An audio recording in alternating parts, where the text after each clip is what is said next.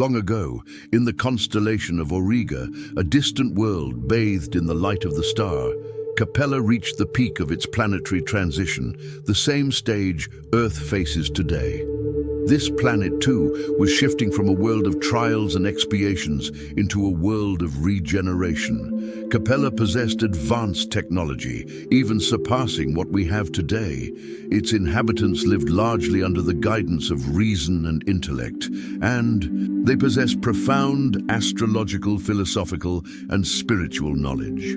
If you want to keep exploring the mysteries of the universe and spiritual secrets, make sure to follow the channel and leave a like so you don't miss any of our content. The Capellians believed in reincarnation.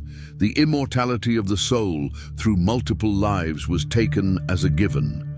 Many inhabitants of this beautiful world sought to evolve, striving to acquire spiritual virtues. Yet, just like on Earth, a significant portion chose the opposite path. Corrupt, power-hungry politicians often backed by criminal factions, arrogant, overbearing, and prideful spirits, all highly intelligent, yet afflicted with deep spiritual ailments. The inversion of values and the normalization of immorality became commonplace. Sound familiar? This was the way of life for the Capellians over millennia, across countless incarnations, accumulating karmic debts despite constant spiritual guidance. Every planet has its time, ample time for well-intentioned spirits to evolve. God is patient, but even patience has limits. The cycle eventually closed, culminating in a devastating nuclear war. The forces of evil could no longer impede the evolution of the good. Persistence in wrongdoing carried consequences. Spirits, unable to keep pace with planetary evolution, disincarnated and were collected in colossal ethereal ships from the greater world. These ships, the size of large cities, could carry millions of spirits. Their destination, Earth.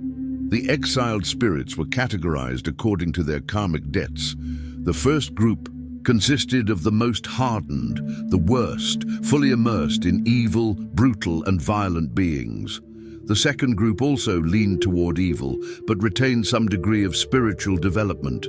The third group had achieved a higher level of consciousness, yet all, without exception, carried enormous debts to repay. The most difficult cases traveled in a deep sleep, as if in an induced coma. The second and third groups, however, remained awake. Many, perhaps most, were unbelievers, completely materialistic and dismissive of spirituality. They were in for a profound surprise. False religious adherents, hypocrites, orthodox followers, and doctrinaires all faced their mentors and guides.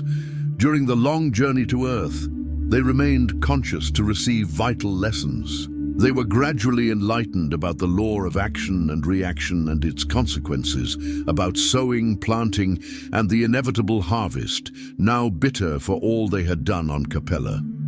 Throughout the journey, each spirit had its story revealed in detail. Every act, every mistake, every incarnation. Few successes appeared among many errors. Yes, everything a spirit does across its many lives is recorded in fluidic. Videos using technologies beyond our comprehension. A constant sound echoed through the transport ships, the cries of millions of beings, desperate before the harsh reality that awaited them, a belated cry of delayed repentance. Along the way, they finally realized they were citizens of the universe, cosmic beings.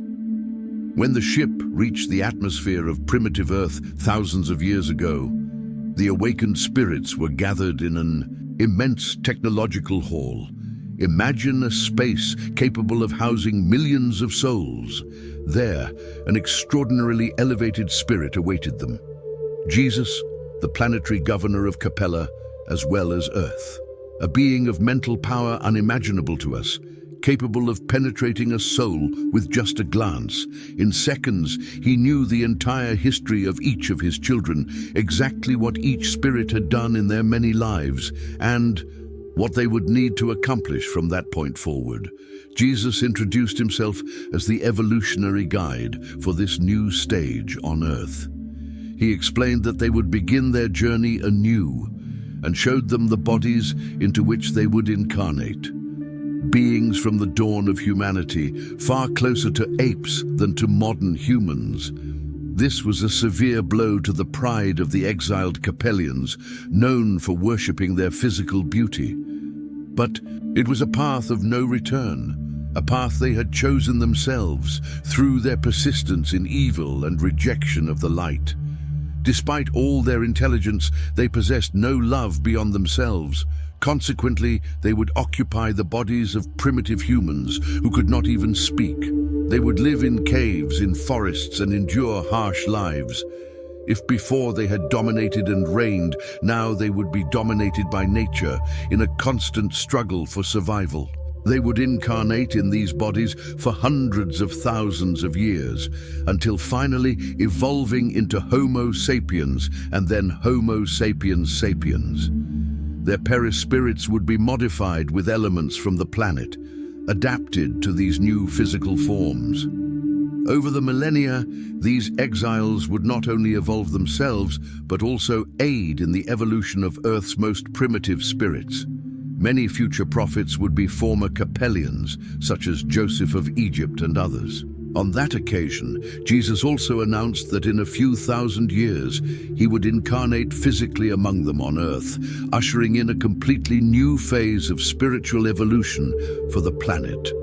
Until that time, however, he assured them that, in spirit, he would never abandon them, remaining a guiding presence for all who sought the light.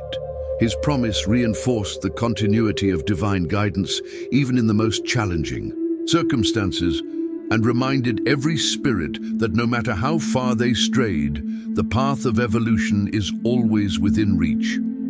Planetary transition is not a random occurrence. It follows a universal and precise pattern.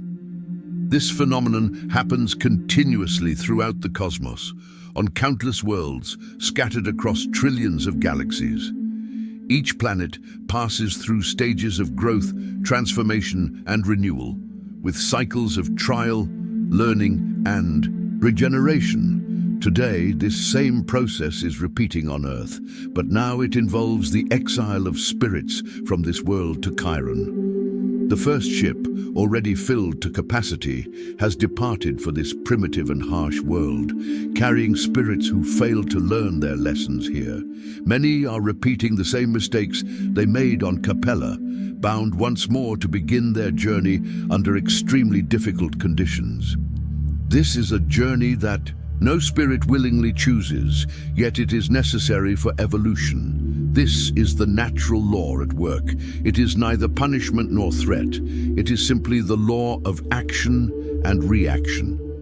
Every spirit, through its own choices, positions itself within these circumstances, and every consequence is a reflection of previous actions.